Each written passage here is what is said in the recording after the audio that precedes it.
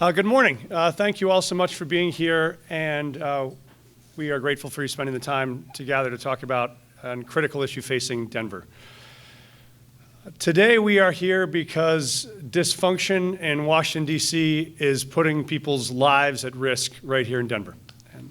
And that has to do with the most fundamental human needs that we have. It is about health care, and it's about food access.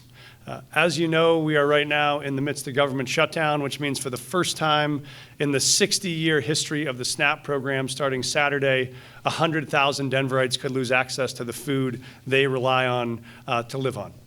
And we are in that battle because we are grateful that Democrats in Washington are refusing to cave on what will be a threat to double the health care costs for Coloradans in the proposed legislation of Trump's budget-busting bill. What that would mean is right now you could see in Colorado, if we don't get those changes, healthcare premiums would go up almost double for every resident of Colorado. And we estimate about 75,000 families would then lose healthcare altogether because they'd be unable to pay those new premiums. That is what's at stake. But the folks who are being injured in this battle are Denverites who are most in need. Right now, we know there are about 100,000 Denverites who could lose food benefits starting this Saturday. And by some estimates, 30 to 50,000 of those are children. That means when you have kids showing up at your house tomorrow night to trick or treat, 1 out of 7 of those kids that show up with a mask on at your front door will not know where they're going to get food when they go back home the next day. In Denver, we refuse to let our neighbors go hungry. And that's why today we are announcing a collaborative plan to approach what every Denverite can do to help, who wants to help, and what every Denverite who is in need can do to get access to the food and the resources that they need to survive. We are really grateful for the team who has worked on this. Part of what we'll launch today is the Food Assistance Task Force, which you will see is made up of our relevant department leaders. We're delighted to have 3 council chairs of this, who you'll hear from this morning, and our nonprofit community partners. Let me say a little bit about what we are asking Denverites to do, and then I want to introduce our council members who will talk more about the context we're facing in the districts and the challenges that we see and what we think we can do to help meet this need. We are going to ask Denverites who want to help to do 3 simple things.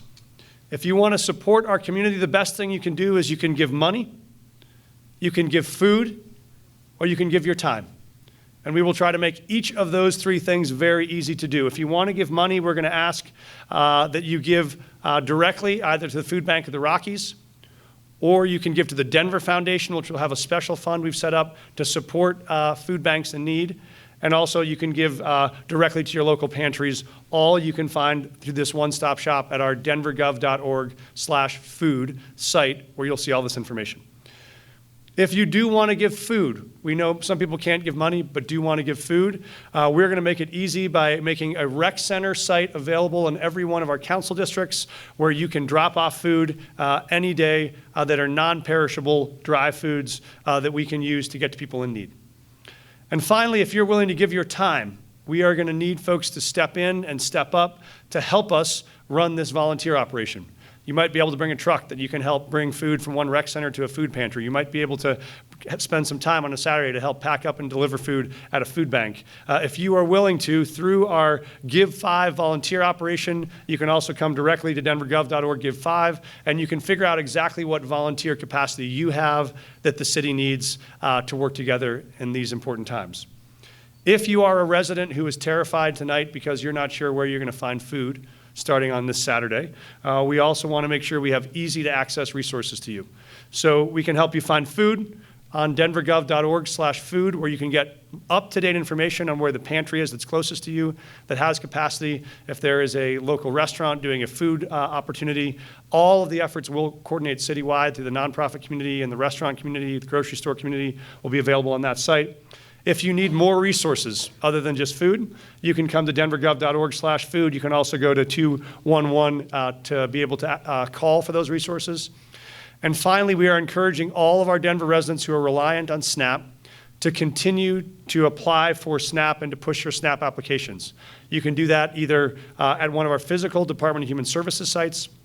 You can do it through 211. Also, you can do it on our My Friend Ben site. Any of those locations can help provide those services. And so that's a little bit about how we think the city is going to provide one unified front of support in these difficult times. I think this is the moment where it matters most to say when times are toughest, Denver pulls together. We are prepared to do that, but we need everyone to step up and chip in and lend a hand. No one has done more to make that possible than our city departments and our city council members who have been working on this tirelessly to make sure we have this plan in place and residents can be met with whatever needs they might have. And so we're grateful to our council president, President Sandoval, who's been intimately involved in this, to our president pro tem, Mayor Campbell, Romero Campbell, where is she? Right next to you. And so grateful for their work. We do have 3 council members whose districts have been who will be most affected by this, who have stepped up to lead and will be the co-chairs of this task force that we will name. The task force will include the Department of Human Services, our Department of Public Health. You'll see our team here. Thank you to Anne-Marie from Human Services, Karin McGowan from Public Health, to Perla from our Human Rights and Community Partnership team. Joel and Clark at Denver Parks and Rec will also be part of that operations. Our team from Outreach, thank you to Millie Barsayo and Tron Willis, who've been key in this effort.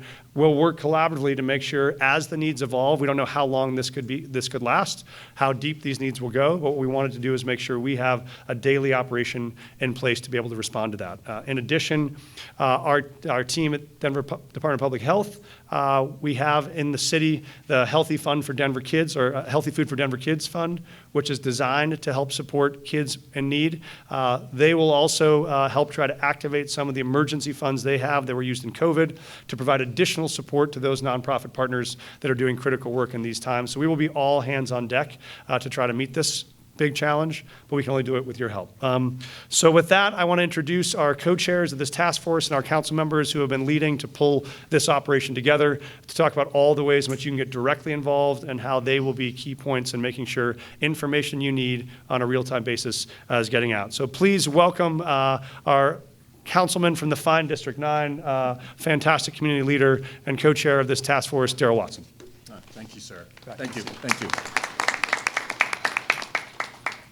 So this morning, as I woke up and had the opportunity and know that we're going to be here to speak on this issue, first I should say thank you so much for having me, Mayor. Thank you so much for the nonprofit leaders and the city officials, our leadership, Council Council President Sandoval and Council President Pro Tem Romero Campbell. My name is Darrell Watson. I'm honored to serve the residents of the fine District 9. But I woke up with a heavy heart. I am a product of the SNAP program when I was a kid. I'm the youngest of 7, a single mother, and we were sustained by food assistance. We would not have had breakfast, and we would not have dinner if it was not for government subsidies. So this moment that we face together weighs heavy on my heart. And it weighs heavy on the hearts of each of the elected officials and nonprofit leaders and community members standing beside me. We know that there is fear in community for folks who are saying, we're not sure what we're going to do through the month of November. And that is why today's press conference and today's leadership by the City and County of Denver in collaboration with our partners and with the state is so essential. I'm honored to serve on the task force. I'm honored to be here with my colleagues and the mayor and these nonprofit leaders coming together as we do each and every time in Denver when we're faced with crises. Crises that start within and crises that start from outside. We are stronger than the forces that are pushing us to the edge week after week from crisis to crisis. And this food crisis is something that we have seen before during COVID. We have stood together before, and we will be successful within this task force collaborating to ensure the Denverites receive the food and the support that they need. This task force is committed to working collaboratively to ensure that the resources provided statewide and throughout the city and county of Denver in each district gets to the people who need it the most starting this weekend. As the mayor shared, there are many ways to provide support and to get engaged. And there are ways that we are moving forward within the city to ensure that you have easy access to food and services. Leveraging our rec centers for the first time to make sure we meet the needs of community members is one of the steps that we're taking and one of the ways that we as city council members on this task force and throughout the city that we will be leading on. I wanted to make sure I shared to community members the community centers that are nearest to them that they can reach out to and that they can receive the support that they and their families so desperately needed in each of our districts. In District 1, Ottsland. District 2, College View. District 3, Rudy. District 4, Eisenhower Rec Center. District 5, Montclair. District 6, Cook Park. District 7, Athmar. District 8, Hiawatha Davis. District 9, Glenarm. District 10, Carla Madison. And District 11, Green Valley Ranch. As a city council member and a servant of this city, I commit to you, and so does each of the folks standing here shoulder to shoulder, to make sure that we continue to move forward to ensure that your families are protected during this time and your families receive the food that they need. This is a moment where Denver shines. When our backs are to the wall, we have always come together. We've always ensured that we put our people first. I'm honored to serve you as your city council member for the fine District 9. I'm even more honored to serve on this task force. And with that, I'll turn it over to my amazing colleague, Councilmember Jamie Torres.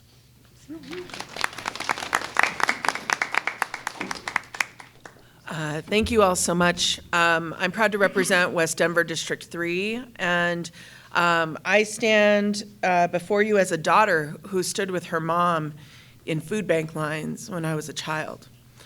So what we're talking about is supporting the families and children who will grow up to be the leaders of this city. It is children, it is families, it is elders, it is people with disabilities who are recipients of SNAP benefits. The importance of this issue could not be more real. 21% of recipients in Denver live in my district. And I know that, and I see that, because we also have the pantries. We're trying to grow our own food where we have absence of grocery stores. This is pervasive, and it is something that even Denver residents have already shown up in leadership around, in volunteering for those organizations, in supporting the Healthy Food for Denver Kids sales tax in 2018. Things like this are what we have needed. We don't entirely have the support or the gap to fill what the federal government is failing Denver and Coloradans on right now.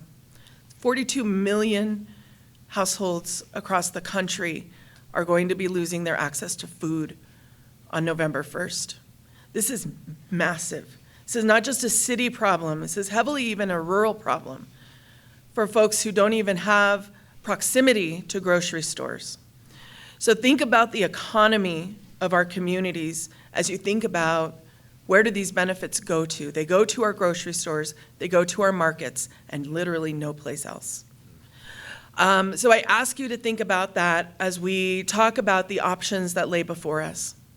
And I am so deeply grateful for Denver Human Services, the Denver Department of Public Health and Environment, the mayor's team, who have pulled together really quickly this strategy to try to encourage our residents to come forward. And I know you can, and I know you have, because we've seen you do it before.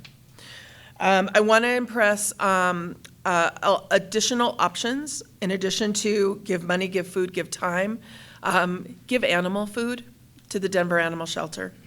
What we don't want are families also having to make the really difficult decisions of having to surrender their dog or not feed their cat because they have to make the choice to feed their kids. So keep all of this in mind as we know this is our neighbor. This is the family down the street. but it affects everyone. Thank you so much for tuning in. What I know is that this is going to come as a surprise to a lot of these families who are just working. They are trying to make ends meet, and they're not paying attention to CNN or Denver News about what's going to confront them when they have zero balance on their card in just a couple days.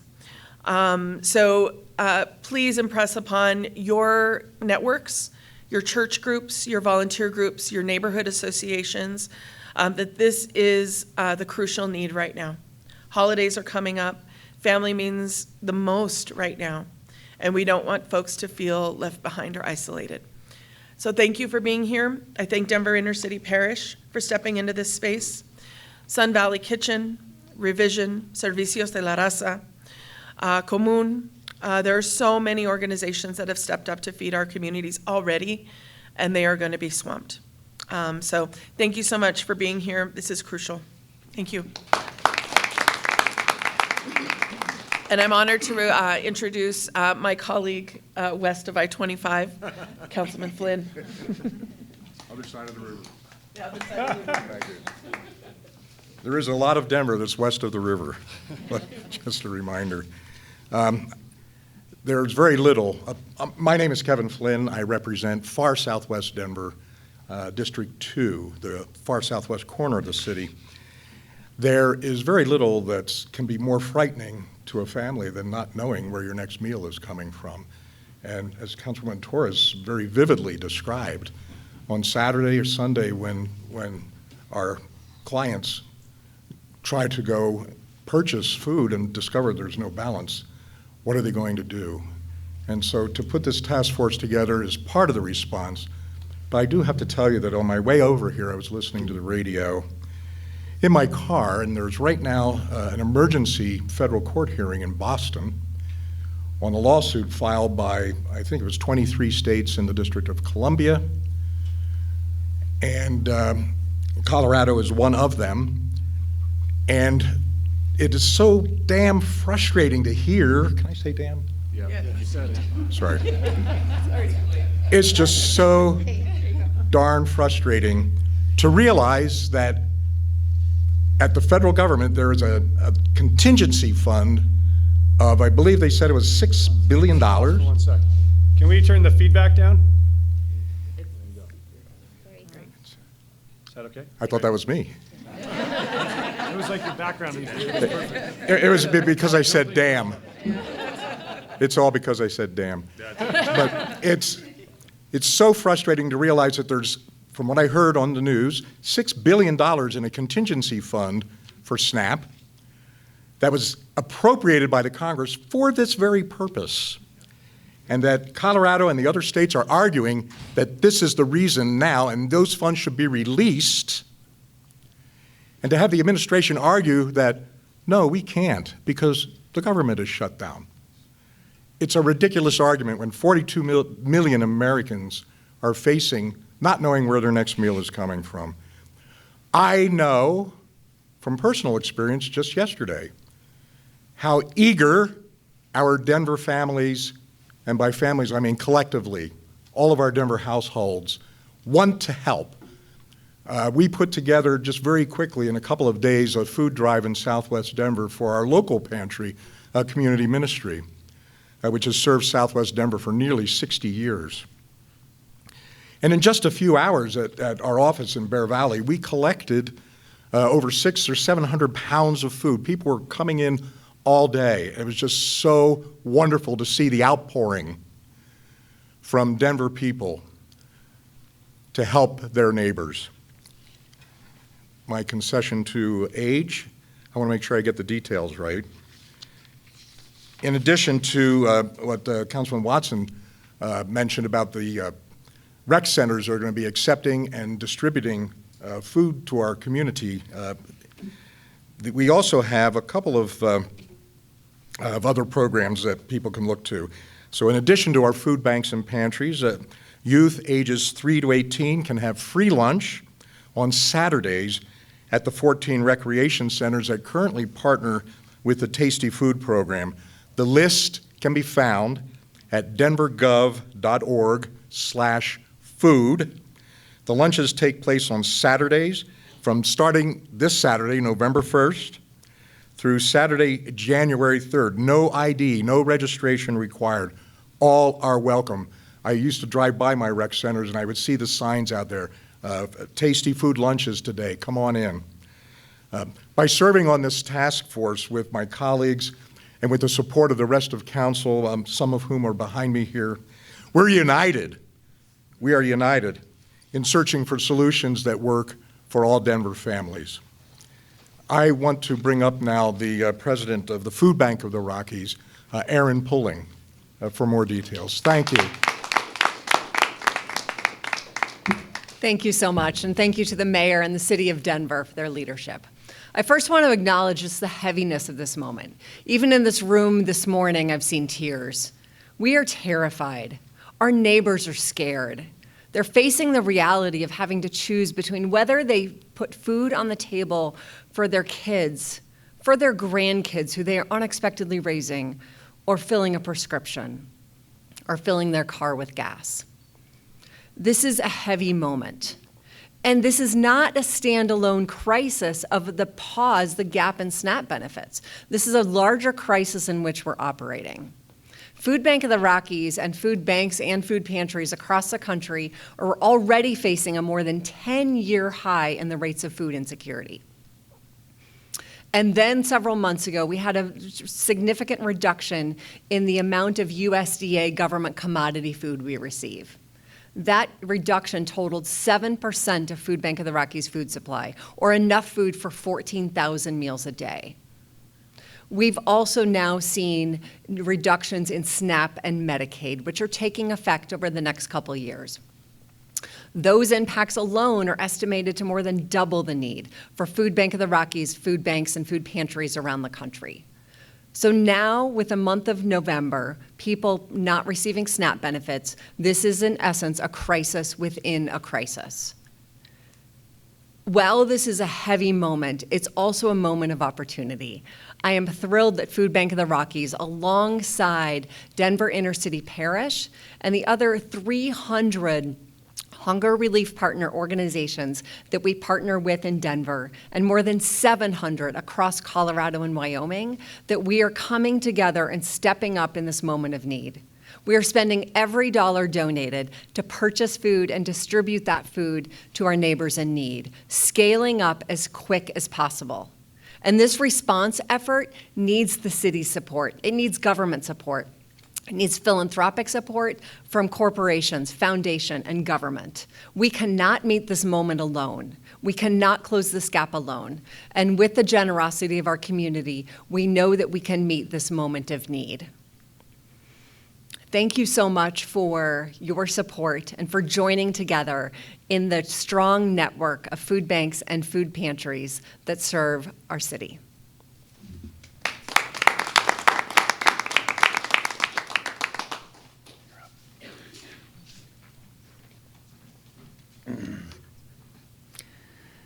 Hi, I'm Ruben Gregory. I'm the Acting Executive Director here at Denver Inner City Parish.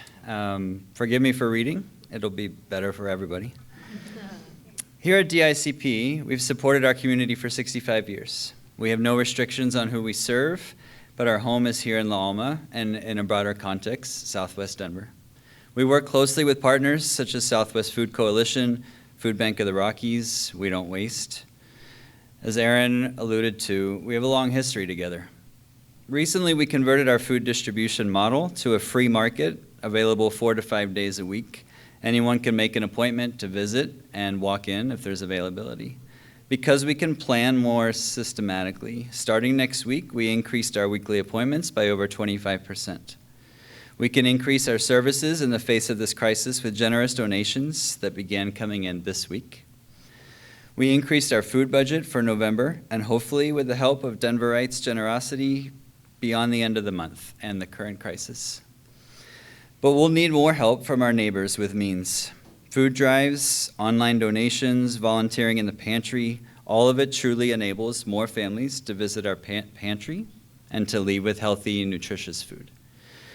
We're grateful for partners like FBR who have greater procurement reach and more storage capacity. We share their focus on nutritious food, and we share the food we have with our partners and with our clientele. We know humanity can be at its best when a crisis hits, but I'd like to emphasize that despite the circumstances, our charitable food system isn't really the answer. It's a Band-Aid. What we really want and what we'd like donations to eventually help with is a systemic solution to hunger and poverty. We keep our eyes on this long-term work, and of course, we'll rally in this unprecedented time. So we're grateful for the city that takes a stand. We're grateful for partners who empower those of us on the ground to keep serving our communities. So from all of DICP, thank you. And I believe Mayor Johnston's going to wrap us up.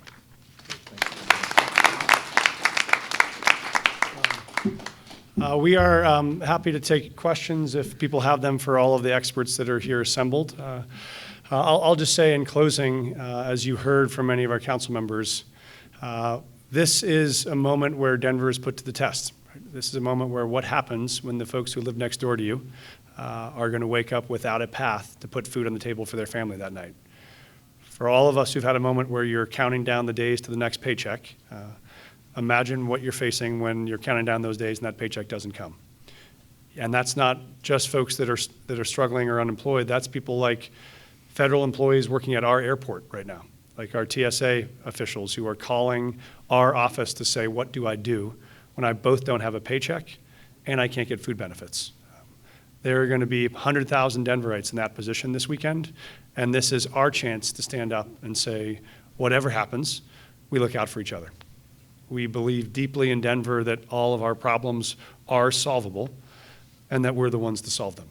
But that only works if we all engage, because the city can't solve this on its own, our nonprofit partners can't solve it on its own, but we collectively, all 720,000 of us, if we say, what can we do today to make a difference and in the family's life who needs me, we're up to this task. But we have to be all in. With that, I'm happy to stop and we'll take questions. Yes. Can you speak to the Hispanic community who is facing this kind of situation, please? Sí, gracias a todos que están escuchando. Sabemos que este sábado tenemos el gran problema de casi 100,000 familias van a perder acceso a comida aquí en Denver. Hoy anunciamos un programa que podemos usar para que toda la gente que necesita comida pueden obtenerlo, pueden venir a nuestro website para obtener más información, y toda la gente que quieren ayudar a otros que necesitan la ayuda también pueden ayudar ahí a denvergov.org/food para aprender más, y puedes ir a tu centro de recreación donde van a dejar o recoger comida, y también tus pantries y otros sitios aquí en la ciudad podemos darles para obtener la comida que necesitan. Is there going to be any sort of assistance with like transportation to get to these locations to get food? A great question, and the answer is, and Tron, who's sitting right in front of you, who works for our outreach team, is helping organize this response. When you come to our Give Time platform, there are going to be 100 different ways to help. For instance, one of the things that the council members have designed that we're going to work on is we have in each one of these districts a rec center that will be receiving food each day.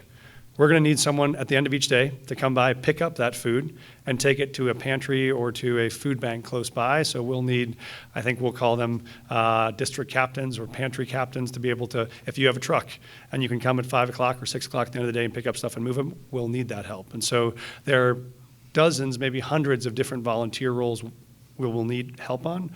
What we'll do is to try to curate all those into one spot so you can come and see what we need and you can figure out what time or energy or resources you have to give. What about getting the families actually to the food banks or to those rec centers to get the food? In terms of transit opportunities, does anyone want to jump in on that? I can jump in. Councilwoman Torres? Yeah.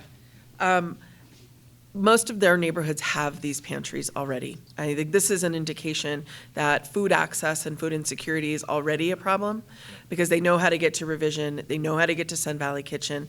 So for a lot of the new families, it may be learning some of those organizations anew. It may not be though, and my guess is that it's not. I think a lot of folks know what's available, and it could be even churches that they've gone to. A lot of pantries kind of pop up because they see a need among their community. So they can also call their council district we will also know where to send them. That will be nearby and close by. Thank you. I'm also going to ask Christine Bonera, who's here from United Way, who's an incredible partner with us, who can talk about the way you can use the 2-in-1 resources also for that. Thank you. This is such an amazing morning. As you all know, Mile High United Way was the first United Way in the country, and this is what Coloradans do and Denverites do when we are needed most. One of the resources that we do have that anyone can call, 211, confidential, and we also do have ability to refer resources for rides to food pantries. We also offer all of the 211 services in multitudes of languages as well. So again, please use 211 in addition to denvergov.org/food so we can get those resources out to folks who need that transportation. I have 3 questions. One, with 211, I'm curious what call volume is like right now and whether you're with what could be a realized. It's a very good question, and we are seeing, we have at this point a 20% increase of phone calls even prior to tomorrow. We can also tell you that of that 20%, questions about food and food insecurity is the #1 question. And I will also echo the mayor and my colleagues' call to this is a time where all of Denver can step up, volunteers, but we are also staffing up to be able to handle those calls that are coming in. Thank you. Hygiene products, is that anything that I heard it? Yes. So, before I throw that in the story, I just want to make sure that is needed. Yeah, at Food Bank of the Rockies, we distribute food and other essentials, including pet food, including hygiene products, so any items like that. Really the most impactful way to give, there are many options we've talked about with donating food and other products, as a financial gift is because Food Bank of the Rockies can leverage our massive purchasing power. We're bringing in 15 semi-trucks full of food and other essentials every single week that we're outright purchasing, in addition to what we get donated. So for every $1 donated, we can distribute enough food for 3 meals. And I want to hear more about systemic solutions. Long term, that's what we're going to be focused on. If you'd be willing.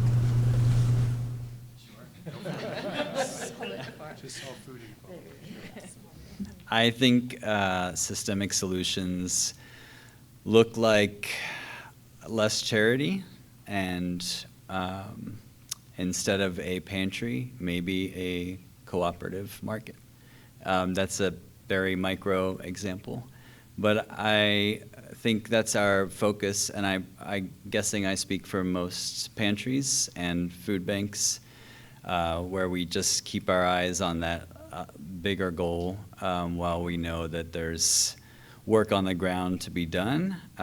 It doesn't shift the power, right, if we're just giving food all the time from point A to point B. So we can talk more after. I don't want to take up too much time.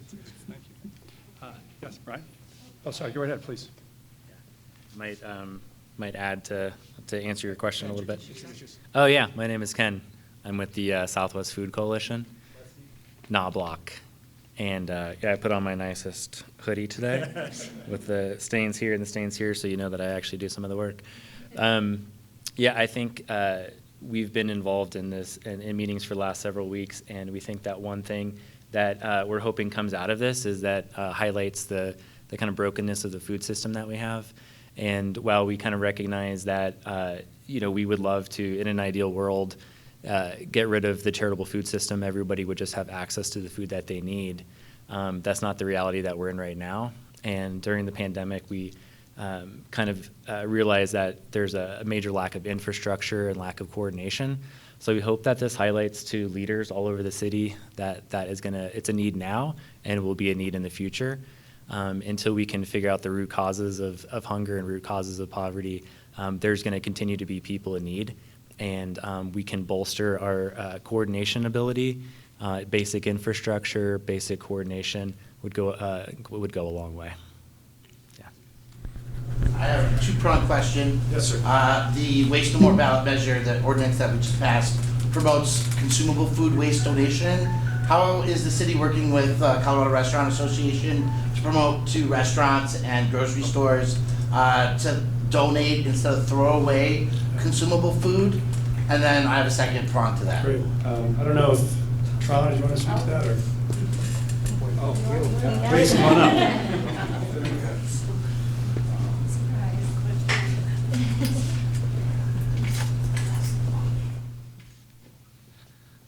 I thought I was just observing today. Hi, everyone. I'm Kyle Andrews. I'm the CEO for We Don't Waste. We're a food recovery organization in Denver.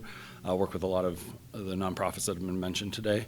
We work with the city to promote composting as well as food donation. So we're a food rescue organization again, so we can work with really entities across the food chain to recover unused food. So the city helps spread the word to those entities, and then they connect with us if they have food, surplus food to donate. So how is that communication happening now in expansion based on the urgency that the city is expressing?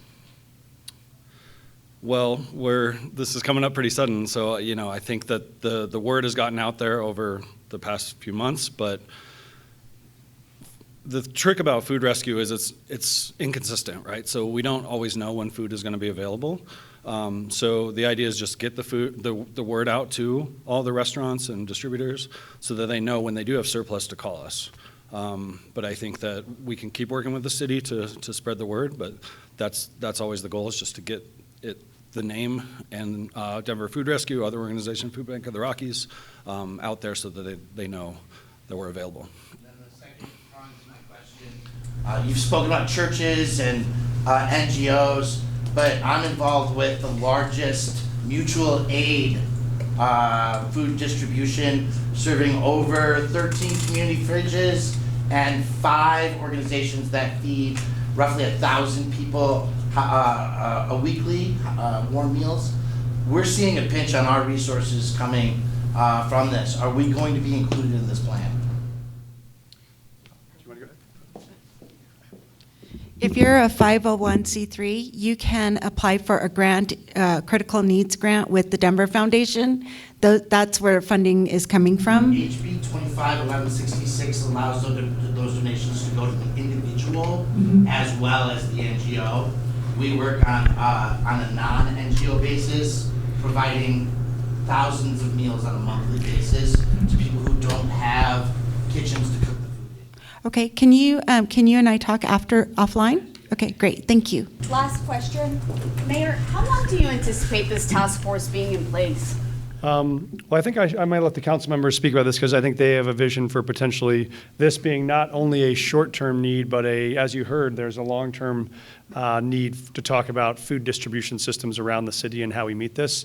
This immediate task force will need to be in place in its current emergency form for as long as the government remains shut down. And so if that goes for weeks or months, we will be meeting, talking on a daily basis to make sure as needs are adjusting around the city, where there are pantries that are overwhelmed and need more help, where there are places that need additional volunteer time, additional resources. So I think we're positioned to, in this form, serve the term of the government shutdown.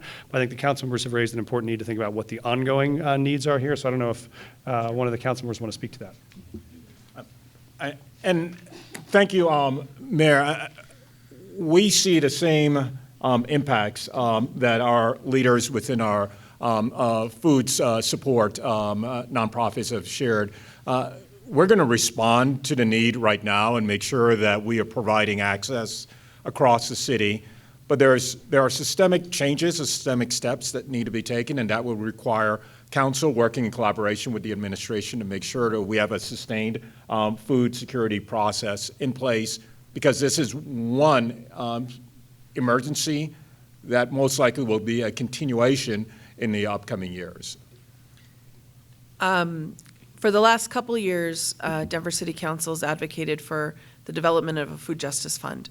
And some of that is to speak to the things that Ken Knobloch has acknowledged, that some of our pantries could do more if they had a walk-in refrigerator or freezer system. They could do more if they had a mobile food pantry option for their facility. We could reach more if we were able to respond to our local nonprofits and the kinds of needs that they're already identifying. So what we're going to be able to do is hold a food summit in 2026 to pull all of those partners together, along with the folks that already are focused on this network of kind of issues in Department of Public Health and Environment and Human Services and Human Rights and Community Partnerships, because we need to figure out a better network system. And this was exposed not just during COVID, but also during our newcomer arrival. Our food pantries were stretched super thin. And so that is what that piece is about. So we play a role in local government in trying to make sure that we're creating opportunities for those organizations to meet the need that they see. I'm just going to close by saying thank you for being here and saying the biggest test of our values is not what we say, it's what we do. So if we told you that when you walk through the grocery store this weekend, or you walk down the street, or you walk through your neighborhood, and you knew that 1 out of every 6 people you walked by does not have the ability to put food on their table tonight, what would you do? How would you show up? Then this is really a call for us to say, show up in a way that looks after the people that you share the city with. That means small things, like tomorrow night, in addition to putting out candy, do you put out some mac and cheese or some ramen that folks can take with them that might mean when that kid wakes up the next morning, breakfast is not just the Nestle Crunch bar they got. It might mean doing potlucks in your neighborhood because you might know there are folks in your neighborhood who need food but are going to be too proud to ask. What are the ways in which you can show up in a way that will make you proud, will make your city proud, and will make the neighbors now who are most terrified know that you see them, you care about them, and you have their backs. That's what Denver does at its best, and we need you to step up to do that now. Thank you all so much for being here today.